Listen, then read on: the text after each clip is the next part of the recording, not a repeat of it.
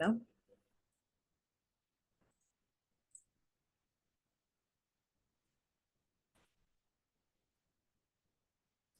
हाँ जी, अब आपका एक टॉपिक आता है इसके अंदर, इंस्ट्रक्शन सेट। ठीक है, मेमोरी इंस्ट्रक्शन सेट भी इसको बोला जा सकता है। ठीक है। अब इंस्ट्रक्शन सेट होता क्या है कंप्यूटर सिस्टम के अंदर? एक इंस्ट्रक्शन सेट जो होता है, it is a set of codes. एक पर्टिकुलर कोड्स का जो सेट होता है, ठीक है, उसको हम बोलते हैं इंस्ट्रक्शन सेट। ठीक है। That the computer processor can understand, जिसको कंप्यूटर सिस्टम अंडरस्टैंड कर सकता है। मैम, कंप्यूटर सिस्टम अंडरस्टैंड कर सकता है, उसका प्रोसेसर अंडरस्टैंड कर सकता है, क्योंकि इसके अंदर मैंने ऑलरेडी पढ़ाया है, ये जो कोड है ये किसकी फॉर्म में होता है? 1 और 0 की फॉर्म में ही होता है, जो जिसको हम बोलते हैं मशीन लैंग्वेज। हमने कल भी पढ़ा था, फर्स्ट जनरेशन के अंदर जब कंप्यूटर सिस्टम इन्वेंट हुए थे, तो यही मशीन लैंग्वेज चल रही थी। ठीक है। With the passage of time हमारे पास हाई लेवल लैंग्वेजेस आ गई। ठीक है। लेकिन कंप्यूटर आज भी यही लैंग्वेज समझता है। हमें लगता है कि वो इंग्लिश समझता है, इंग्लिश जो लैंग्वेज है वो आगे चल के कन्वर्ट हो जाती है इसी लैंग्वेज के अंदर, 0 और 1 के फॉर्मेट में। तो ये जितने भी कोड्स होते हैं ये किसके फॉर्मेट के अंदर होते हैं? 1 और 0 के अंदर। तो ये सेट ऑफ कोड्स को बोला जाता है सेट ऑफ इंस्ट्रक्शन या इंस्ट्रक्शन सेट्स। आप जो इंस्ट्रक्शंस देते हो कंप्यूटर सिस्टम को, उसके बिहाफ पे आप उसकी प्रोसेसिंग होकर आपको रिजल्ट्स मिल जाते हैं। ठीक है। सो अब हमारे पास, अब जैसे जैसे ये एग्जांपल है, जैसे मैंने कल भी बताया था कि जब जो सिंबॉलिक लैंग्वेज है, जो असेंबली लैंग्वेज थी, जो सेकंड जनरेशन के अंदर यूज हुई थी, उसके अंदर ऐसे सिंबल्स यूज किए जाते थे एडिशन के लिए, ऐड, ठीक है, जंप, लोड। तो डिफरेंट इंस्ट्रक्शंस जो हैं वो यूज की जाती हैं। तो ये छोटे छोटे उसके एक सेट्स हैं कि this is the instruction set. जैसे ऐड है, ये एक इंस्ट्रक्शन सेट है, लेकिन ये एज अ सेट ऑफ जो कोड्स है ना, मतलब 0 1 1 0 के फॉर्मेट में कंप्यूटर सिस्टम को समझ में आता है। तो ये किसके लिए है? 2 नंबर्स को ऐड करवाने के लिए। जंप किसके लिए? Jump to the designated RAM address. अगर एक इंस्ट्रक्शन को किसी दूसरे एड्रेस के ऊपर पहुंचाना है, उसके लिए ऐसी जो इंस्ट्रक्शन सेट है या ऐसी जो स्टेटमेंट है उसको आप यूज कर सकते हो। लोड यूज की जाती है, load information from RAM to the CPU. अगर सीपीयू को कोई डाटा चाहिए प्रोसेसिंग के लिए, तो वो रैम से लोड करवा के सीपी के अंदर लाया जाता है, वहां पे लोड कर दिया जाता है। तो this is known as the instruction set. अब हमारे पास दो तरीके के इंस्ट्रक्शन सेट आ जाते हैं। कई बार आपको आ सकता है टाइप्स ऑफ इंस्ट्रक्शन सेट। तो हमारे पास दो तरीके होते हैं, रिस्क एंड सिस्क, है ना। रिस्क की फुल फॉर्म क्या होती है? Reduced instruction set of computers ना। अब इसका नाम ही बता रहा है, reduced instruction set computer. Reduced instruction मतलब ये सिंपल वाली इंस्ट्रक्शंस होती हैं। अब इसके अंदर आपको क्लियर हो जाएगा। Number of computer designers they recommended the computers to use fewer instructions with simple constructs. ठीक है। कम इंस्ट्रक्शंस हो लेकिन उनका कॉन्स्ट्रक्शन जो है वो सिंपल हो, so that they can be executed much faster with in the CPU. ठीक है, ताकि उनको फास्टर रेट के ऊपर एग्जीक्यूट करवाया जा सके without having to use the memory as often. So this type of computer is called a reduced instruction set of computer. जहां पे इंस्ट्रक्शंस कम हो, मतलब फ्यूअर इंस्ट्रक्शंस हो, और उनका कंस्ट्रक्ट जो है वो सिंपल हो, उनकी कंस्ट्रक्शन सिंपल हो, और उनका रनिंग टाइम मतलब उनका एग्जीक्यूशन टाइम फास्ट हो सीपीयू के अंदर, उसको बोला जाता है reduced instruction set of computer. This concept of RISC it involves an attempt to reduce the execution time. Execution time कम करने के लिए इनको यूज किया जाता है इसके अंदर। मतलब ये इनका एक बेनिफिट होता है क्योंकि ये सिंप्लीफाइड होती है, ये इतनी कॉम्प्लेक्स नहीं है। तो ये एक सेट ऑफ इंस्ट्रक्शंस होता है। और इनके फीचर्स क्या है? देखो, रिलेटिवली फ्यू इंस्ट्रक्शंस है, ठीक है, थोड़ी होती हैं। एंड फ्यू एड्रेसिंग मोड्स होते हैं, एड्रेसिंग मोड्स भी इनके कम होते हैं। Memory access limited to load and store the instruction. ठीक है, इसका लिमिटेड जितने भी इसके साइकिल होते हैं वो लिमिटेड होते हैं। All operations done with in the registers of CPU. ठीक है। सिंगल साइकिल इंस्ट्रक्शन होती है, मतलब इसको इंस्ट्रक्शंस को एग्जीक्यूट करने के लिए बार बार, मतलब डिफरेंट फेजेस में यूज करने पड़ते हैं, एक ही फेज के अंदर ये एग्जीक्यूट हो जाती है। लेंथ इनकी फिक्स्ड होती है, बहुत ज्यादा लेंथी नहीं होती है, इजीली डिकोडेड इंस्ट्रक्शन फॉर्मेट होता है। तो ये सिंपल होती है। इनका बेसिकली क्या बेनिफिट है? Simplified nature. ठीक है। तो अब हम नेक्स्ट आपके पास है six, complex instruction set of computer set computer ना। तो ये कॉम्प्लेक्स, जैसे इनका नाम ही बता रहा है कि ये कॉम्प्लेक्स है, ये उनसे थोड़ी कॉम्प्लेक्स होती है रिड्यूस्ड से, रिस्क से। CISC is a computer where a single instruction can perform numerous low level operations. तो इनको कॉम्प्लेक्स बोला जाता है क्योंकि ये न्यूमरस मतलब एक से ज्यादा लो लेवल के ऑपरेशंस है, उनको एग्जीक्यूट करवा सकती हैं साइमल्टेनियसली। जैसे लोड फ्रॉम मेमोरी, मेमोरी से लोड किया और उसको स्टोर कर दिया और लोकेशन के ऊपर। CISC attempts to minimize the number of instructions per program but the cost of an increased in the number of cycle per instruction. इसकी कॉस्ट जो है वो ज्यादा है, ठीक है। इसके number of instruction per program जो है उसको वो कम हो सकता है, लेकिन उसकी कॉस्ट जो है वो ज्यादा होती है। सो इसका गोल क्या है, इसका is to attempt to provide a single machine instruction for each statement that is written in a high level language. जबकि जो की reduced instruction set of languages है वो आपका सिंपल लैंग्वेज के अंदर भी होता है, जैसे लो लेवल की लैंग्वेजेस भी उसको भी वो सपोर्ट करती हैं।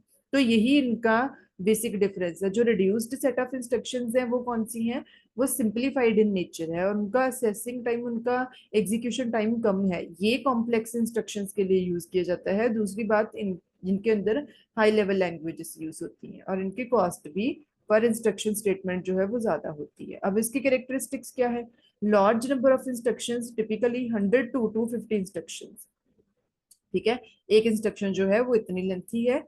और instruction, some instruction that perform specialised task they are used infrequently. दूसरी बात, large variety of addressing modes जो है वो ज्यादा यूज, एड्रेसिंग मोड्स जो है वो ज्यादा यूज किए जाते हैं, 5 to 20। वेरिएबल लेंथ मतलब फिक्स्ड लेंथ नहीं होती, लेंथ वेरी करती है, हो सकता है ज्यादा भी हो। So instructions that manipulate operands in the memory. अब ऑपरेंड्स और ऑपरेटर्स क्या होते हैं ये आपको आगे चल के मैं पढ़ाऊंगी, आपके जो चैप्टर्स आने वाले हैं डिटेल के अंदर, क्योंकि ये आगे फर्दर हर एक चीज का आपके एक दूसरे के साथ काफी इंटरकनेक्शन है, लेकिन ये काफी वास्ट चीजें हैं, आपको एक एक चीज पढ़ाई जाएगी इसकी, ठीक है। तो ये आपका मशीन इंस्ट्रक्शन सेट था। अब उसके बाद हमारे पास नेक्स्ट टॉपिक आता है that is known as computer registers. अब रजिस्टर्स क्या होते हैं, रजिस्टर्स जो होते हैं वो भी एक तरह की कंप्यूटर की मेमोरी होती है। छोटे साइज होते हैं लेकिन फास्ट होते हैं। So registers are a type of computer memory, ठीक है। ऐसी मतलब एक कंप्यूटर के अंदर एक मेमोरी का पार्ट है, वो मतलब एक तरह की वो मेमोरी है that are used for quickly accept, मतलब फास्ट स्पीड के ऊपर accept, store and transfer data and instruction. Fast rate के ऊपर उनकी ट्रांसफर, उनको डाटा को ट्रांसफर करना from one location to another, जल्दी एंटर करवाना, स्टोर करवाना। So that are being used immediately by the CPU, ठीक है, जो कि इमीडिएटली सीपीयू की साइड से यूज एग्जीक्यूट की जाती हैं, वो इंस्ट्रक्शंस आप इसके अंदर स्टोर कर सकते हो। So registers used by the CPU they are often termed as processed registers. Yes, ऐसे रजिस्टर्स मतलब ऐसी सॉर्ट ऑफ मेमोरी जिसको सीपीयू यूज करता है उनको आप प्रोसेसर रजिस्टर भी बोल देते हो। सो ये इसका मेन कॉन्सेप्ट है, it is a sort of memory, एक तरह की ये मेमोरी ही होती है। सो प्रोसेसर रजिस्टर्ड में होल्ड एन इंस्ट्रक्शन, स्टोरेज का एड्रेस भी हो सकता है, कोई भी डाटा इसके अंदर स्टोर किया जाता है। और computer needs processor register for manipulating data and the register for holding a memory address. So the register holding memory location is used to calculate the address of the next instruction after the execution of the current instruction is completed. मतलब ऐसे register भी होते हैं जो कि अपने पास ऐसी instructions का एड्रेस होल्ड करके रखते हैं जो कि नेक्स्ट नंबर पे एग्जीक्यूट होने वाली हैं। लेट सपोज अभी एक इंस्ट्रक्शन जो एग्जीक्यूट हो रही है, उसके बाद जो नेक्स्ट इंस्ट्रक्शन एग्जीक्यूट होने वाली है उसका एड्रेस को होल्ड करके रखना कि हाँ जी अब नेक्स्ट नंबर पे ये वाली इंस्ट्रक्शन आने वाली है, ठीक है। तो अब हमारे पास they are the list of common registers that are used in a basic computer. कौन कौन से रजिस्टर्स होते हैं, ठीक है। ये आपके पास डिफरेंट रजिस्टर है, ये आपके पास रजिस्टर है, ये उनका सिंबल होता है, ये उनकी नंबर ऑफ बिट्स होती है जितने वो ऑक्यूपाई करते हैं, ये उनका फंक्शन है। मतलब एक रजिस्टर का क्या पर्पज है, उसका रोल क्या होता है। डाटा रजिस्टर, इसका सिंबल क्या होता है, डी आर। डाटा रजिस्टर कितनी बिट्स होल्ड करता है, ये 16। और इसका काम क्या है, it holds memory operand, operand जो इंस्ट्रक्शंस है उनको होल्ड करके रखना, डाटा को होल्ड करके रखना। एड्रेस रजिस्टर सिंबल क्या है, ए आर, कितनी बिट्स होल्ड करता है, 12। It holds the address of the memory, ठीक है, दैट्स वाई इसको बोला जाता है एड्रेस। उसके बाद हमारे पास आता है एक्यूमुलेटर। एक्यूमुलेटर इसकी बिट्स कितनी होती है, 16। ये होता है एक तरह का processor register, accumulator that is मतलब इसके अंदर भी ऐसा डाटा जो रखा जाता है जो कि सीपीयू को चाहिए होगा, that is going to be processed now. Instruction register क्या होता है? इंस्ट्रक्शंस को होल्ड करके रखना, जो कि इंस्ट्रक्शनल कोड को होल्ड करके रखता है, उसको बोला जाता है इंस्ट्रक्शन रजिस्टर। प्रोग्राम काउंटर, देखो नाम ही बता रहा है काउंटर, प्रोग्राम काउंटर, इसकी कितनी बिट्स होती हैं? 12। It holds the address of the instruction that is going to be executed at the next number, जो नेक्स्ट नंबर के ऊपर अभी आने वाली एग्जीक्यूट होने वाली है उसका एड्रेस होल्ड करके कौन रखता है? Program counter. इसके पास मतलब उसका एड्रेस होता है। टेम्परेरी रजिस्टर टीआर 16 बिट्स की होल्ड करती है। इट होल्ड्स टेम्परेरी डाटा, जो टेम्परेरी स्टोरेज के ऊपर डाटा आपने स्टोर करवाना है, हो सकता है प्रोसेसिंग के लिए चाहिए हो, तो उसको आप टेम्परेरी रजिस्टर के अंदर रखते हो। इनपुट रजिस्टर नेम ही बताता है, INPR इनपुट रजिस्टर। बिट्स कितनी होती हैं? 8 होती हैं। कैरीज द इनपुट कैरेक्टर, जो इनपुट डाटा होता है, जो डाटा इनपुट किया गया है।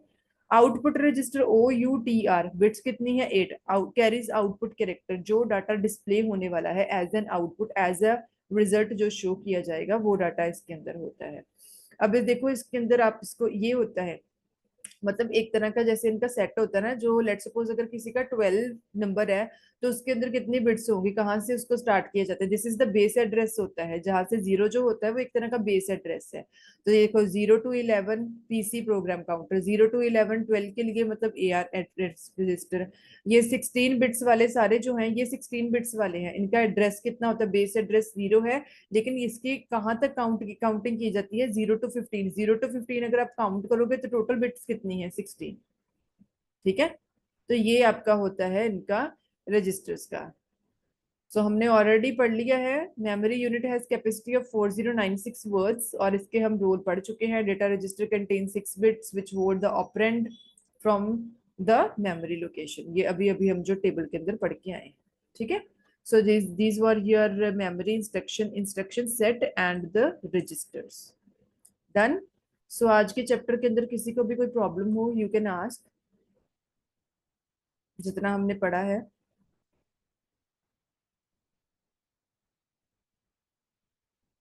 किसी को कोई प्रॉब्लम है, किसी का कोई डाउट, किसी को कोई चीज ना समझ में लगी हो? Okay dear, thank you so much for replying. Moreover आप लोगों का there is the practical lecture of that is known as binary conversation. Binary conversation जो होती है, मतलब उसके अंदर आपके पास 4 एड्रेसेस आएंगे, बाइनरी, ऑक्टल, डेसिमल, हेक्साडेसिमल। ये 4 आपके पास बेसिस होते हैं, याद रखना, binary, octal, decimal, hexadecimal. Binary का बेस होता है 2, उसके अंदर 2 ही बिट्स यूज होती है, 0 and 1। ऑक्टल का बेस होता है 7, उसके अंदर बिट्स यूज होती हैं 0 to 7, 0 1 2 3 4 5 6 7, मतलब टोटल 8 बिट्स। ठीक है, और जो आपका होता है डेसिमल, उसका आपका होता है, वो डेसिमल नाम से बता रहा है, डेसिमल 10। 0 to 9 बिट्स यूज होंगी उसकी, 0 1 2 3 4 5 6 7 8 9, दैट्स इट, मतलब टोटल 10।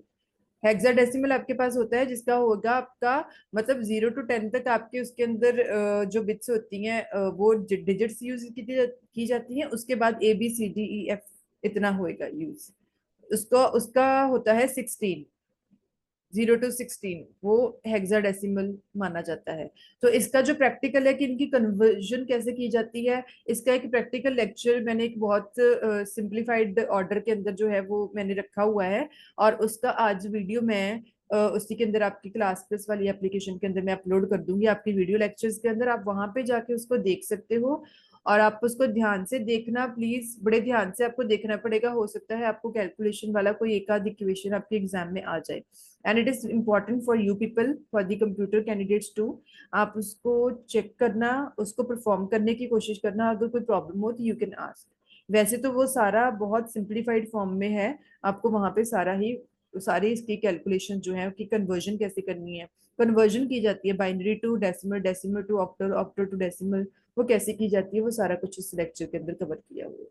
ठीक है, सो किसी को कोई प्रॉब्लम हो आप पूछ सकते हो। ठीक है, so should I leave the class now? Yes, ma'am. Okay, dear. Thank you so much.